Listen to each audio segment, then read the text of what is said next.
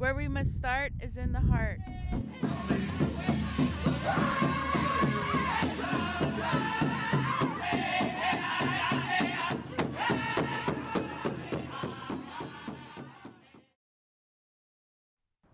This is the Peace Tower, which represents the political capital of Canada.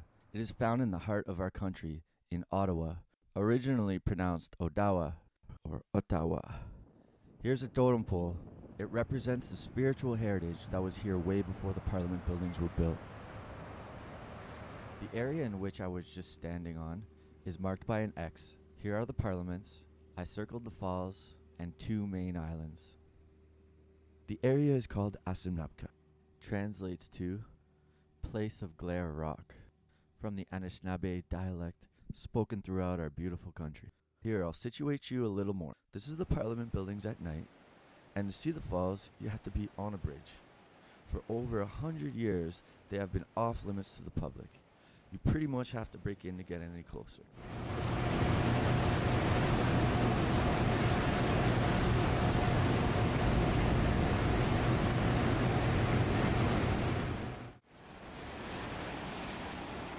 So a private hydro company somehow bought the rights to these Chaudière Falls. As you're watching this, they are digging a hole right next to the falls. Here, let's take a step back for a sec.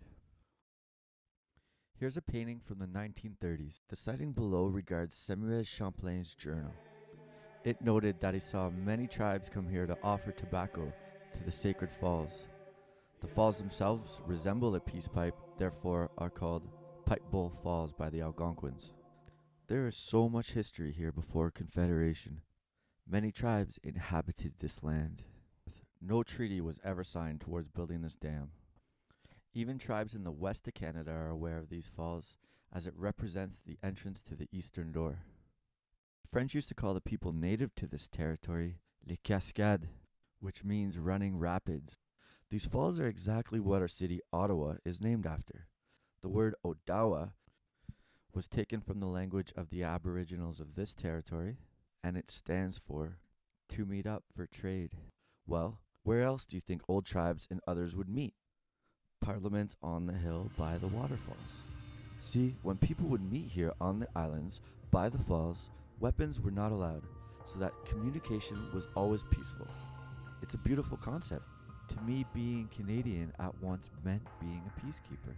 These waterfalls are second largest in size after the Niagara Falls, which are not dammed. And look how much tourism that generates. These falls are sacred simply in the fact that they're a beautiful natural landmark. We have blocked the entrance for the eels and the sturgeons to reach the ocean so they can spawn. There's actually a sign that's been put up by the government that says, "Regeneration area, please respect." This is the opposite of regeneration. What about all the past generations that came to these falls and the future generations that want to see these falls? And now it looks like they're going to stay dammed. Here, look at what the plans from Hydro Ottawa's website are. They want to have a round seat so that people can look at the damn falls. Here's another picture they released to the public. It's like we could say to tourists, "Welcome to Ottawa. Look at our black tub of water," as they feel the rumble of a generator under their feet. Also, Hydro Ottawa is a private company. For profit. They are very concerned about their shareholders. We have a surplus of energy in Ottawa, meaning we don't need any more energy unless it's simply to make more money. Company that had this land before, Domtar, which actually stands for Dominion Tar, like how dark is that name, had about $5 billion in revenue last year, have devastated this land, has a horrible history of fires. We have to be guardians of land. What's wrong with putting a bit of budget towards cleaning up the site for all Canadians? And I want to mention that this site was actually always supposed to go back to its natural state once industry was gone. That agreement was in 1950 and was going to hold true only until recent years. I suppose I should remind you who the last government was. Many broken treaties, and it appears we're still stepping on native culture. It has become Canadian culture. I heard some say sunny ways. See, I am currently standing on Confederation Boulevard. A colonial past still separates the land. There's actually an old hydro station up the river. Why don't we dam it there and keep the falls? Is it because it resides on the Quebec side and well, Hydro Ottawa isn't in that province? So on the islands right by the falls, they're planning on putting up skyscrapers, condos, and retail. I really can't believe it because you're going to be looking at a bunch of rock. These islands are the best real estate in Ottawa. A beautiful green space like Stanley Park in Vancouver would draw a lot of people. I received an email from the condo company today asking if I wanted to be an investor. So these condos are becoming investment properties for who? Here's a picture of the only condo they've built in Ottawa. If we were to return the falls to their natural state, the amount of tourism and the all-around look of our city is worth way more than a dam. As I know, Ottawa can be so much more.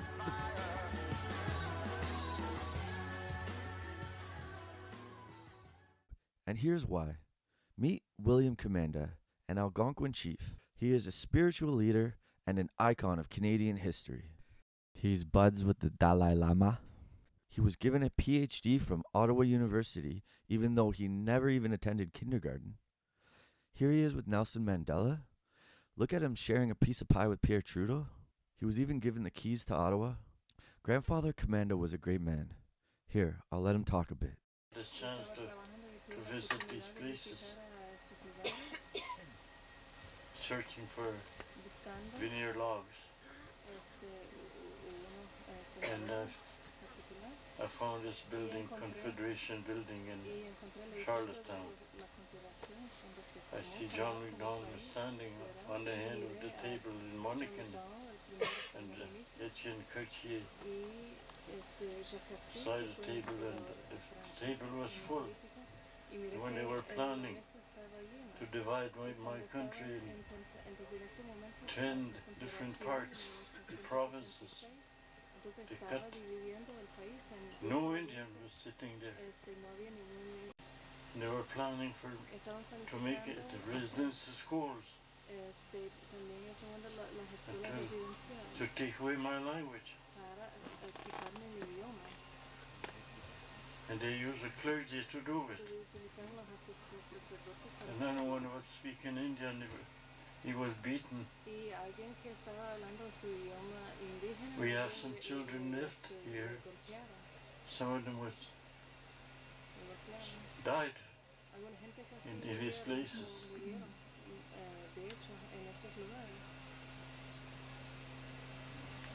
And we always forget.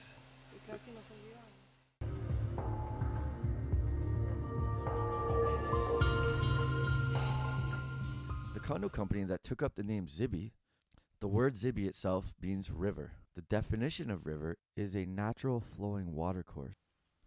Yet the logo is of a ring dam, which is an oxymoron, as it's blocking the flow of water and all animal life, as well as culture, through the lands. Meet what the CEO has to say about it. The river is a very defining feature of this property. The Algonquin history is a very defining element of this property. So we thought that it sort of gave symbolic meaning on both those fronts. And it's also kind of catchy when you think about branding and the opportunities to work around that. I noticed today among the participants there's no one representing Algonquins or First Nations. They were invited to be here, and as you know, we Well, some of us don't think it's catchy appropriating the name. The paper mill and the hydro dam have nothing to do with Native ancestry. Nothing. See, the development you're proposing is completely against what so many have been fighting for years, especially the Algonquin chief William Commanda from Kitigan Zibi. So I know it's easy to point the finger. There's actually a beautiful solution here. So I'd like you to meet someone else, Douglas Cardinal, an Indigenous Canadian architect. He has designed with William Commanda a national Aboriginal center on the islands, where any nation could be host drum.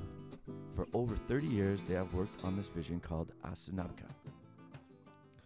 This meaningful vision received participations from all Algonquin communities, not just two. Heritage Canada gave $50,000 to start the conceptual designs. Many people, including Jack Layton, worked hard to make the sacred area representative of how Canada should resemble for the future. So before Harper, this was gonna happen, and it still can happen. If you ask me, it must happen. Gotta start in the heart. The Conservative government offered an apology to the First Nations of Canada in 2008, yet at the same time rezoned the sacred area so that it could be sold to more industry. No need to wonder why First Nations don't like politics. The truth is we have to reconcile our history, and a first step would be to decolonize a little. How about an embassy for the First Nations, right by a sacred spiritual center? And would demonstrate to everybody the importance of First Nations culture within Canada. The National Capital Commission, NCC, is responsible for developing, preserving, and improving Canada's region on behalf of all. How many Aboriginals are on the NCC board? 0. They're putting a $5 million budget towards a monument for the victims of communism. What about the victims of colonialism here in this land? It's the best real estate in Ottawa. For years, I myself have been going to these islands for powwows, traditional meals. There is still a strong Aboriginal presence on the island. We need our house, our floor, to speak the values we teach, to express the harmony we keep, our true beauty, a place with unique sovereignty. The falls would be returned to their natural state, and by the falls we could have powwows, where we could hear the drums, the chants, and regalia we would dance. The National Aboriginal Centre would be a place to celebrate our sacredness. There would be a place where we could listen to our elders' teachings, and a center especially for our youth to show how proud of them we are. There would be a restaurant with traditional meals with real game meats. You'd find a garden growing healing medicine and a flora sanctuary. You'd see immaculate art galleries, and the library would be in traditional languages. You would smell the aroma of sweet herbs from our ceremonies. The vision would declare our unison with Mother Nature. The water would be the harmony of peace. It would demonstrate real cultural sustainability and a significant effort towards proper unity, just like grandfather's gatherings. Really, I could go on to the benefits of why it's important to have a cultural upliftment here in the heart of our country, and the real tangible legacy within the knowledge that the First Nations have would be beneficial to all. Even the UN calls for reparation for cultural genocide of the Canadian Aboriginal people. The atrocities that have happened, I could go on, but they can no longer go on. Let's hear what Mr. Cardinal has to say about it. The First Nations have to have a presence in our nation's capital. It has to have a place that can show the beauty and the amazing knowledge that the First Nations have to offer, and share that with everyone. Always welcome people in a good way. And so I worked with William for some 30 years on evolving his vision for the spiritual center. As well, we have on the other islands there an extension of that as a peace center. Because why do we glorify war and its monument to war very close to the islands of peace?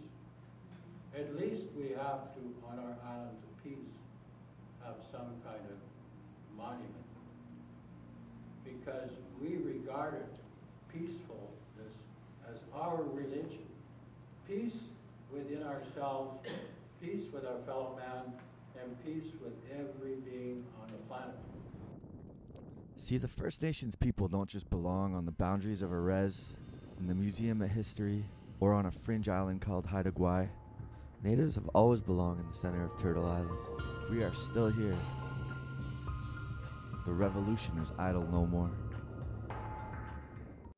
The AFN has declared that this site is worth keeping sacred. The federal government is implementing the UN Declaration of Indigenous Rights. The time is now. If you'd like to get more information on the importance of First Nations culture, go to asinabka.com. And please go check out Douglas Cardinal's architecture. He puts great philosophy into his design. If you would like to learn more about Native philosophy, please go to fourdirectionsteachings.com. And if you want to learn the traditional language from more than street signs, go to this link. So when any Canadian or international visitor comes to Ottawa, would they rather see a spectacular waterfall and a beautifully green park, an indigenous center and a place for peace, or a hydro dam and a private condo development? Which represents us better as a country? I'm just asking.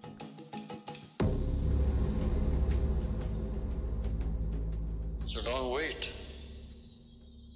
500 years.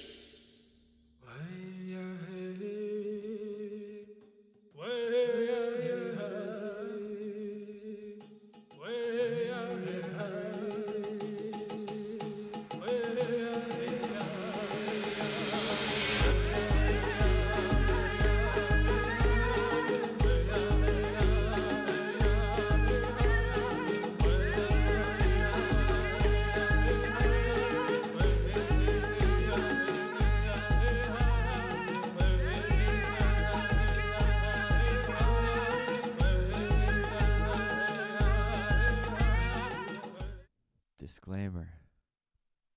For the people wondering who made this documentary, it doesn't matter. See, it's not about the name of the mailman or the address on the letter.